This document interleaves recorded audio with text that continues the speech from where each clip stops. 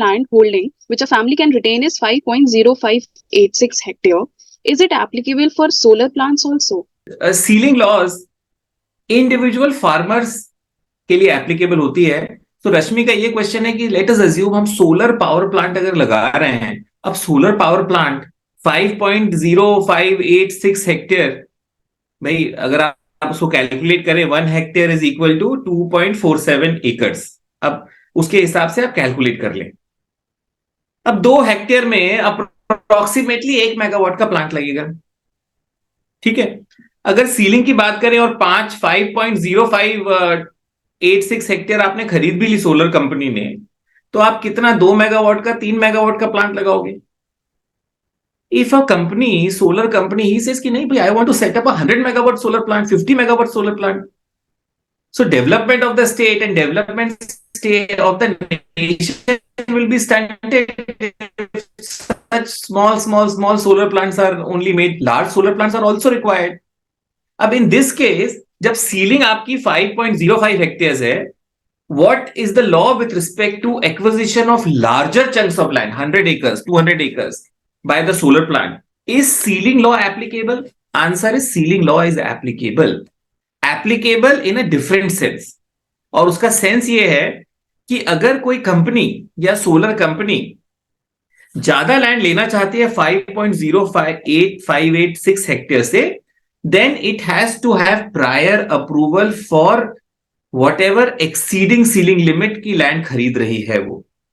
So what you have to do, if you are purchasing land beyond 5.05 hectares, you have to go to the collector and take prior approval. Prior approval is given under subsection 4, section 89 subsection 4. Section 89 subsection 4 में आपको prior approval के लिए apply करनी चाहिए. इसको बोलते हैं permission by solar company to acquire land in excess of ceiling limit.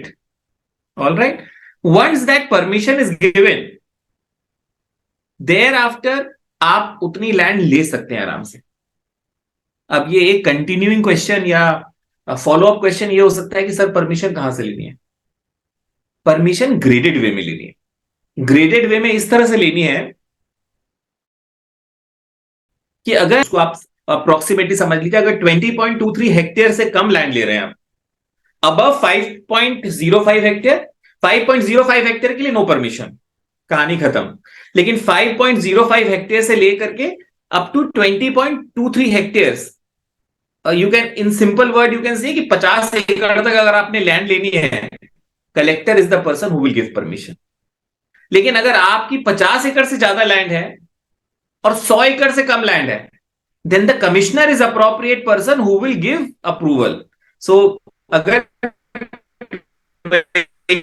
20.23 hectares to 40.46 hectare के बीच में आप लैंड एक्वायर कर रहे हैं, then you file a application before the commissioner and commissioner will give permission for acquiring that land. Or generally you can route it through the collector and your office also, because commissioner will also ask report from the collector. So for example, अगर 100 एकड़ से ज्यादा land आप acquire कर रहे हैं, so beyond 40.46 hectare, in that case only and only state government, so principal secretary revenue के पास file जाएगी और secretary revenue in the UP government from Lucknow will give approval and permission for taking land beyond 100 acres. So this एक तो ये हो गई आपकी prior approval. So prior approval, ठीक है, में फीस की कहीं बात नहीं है. लेकिन प्रायर अप्रूवल अगर आपने नहीं लिया और आपने सोलर प्लांट बनाना शुरू कर दिया, then there is a fine. So for example, what you have done for solar plant, you have acquired land, maybe 100-200 acres, and you have not taken approval and permission because of beyond ceiling limit, section 89. तो कोई बात नहीं. तो उसमें ये provision है UP land revenue code में, section 89 में, and this has been included in 2021 for the benefit of solar plant, कि भाई आप रेगुलराइजेशन ऑफ एक्विजिशन करवा सकते हैं, और रेगुलराइजेशन ऑफ एक्विजिशन करवाने के लिए आपको फाइन भरना पड़ेगा.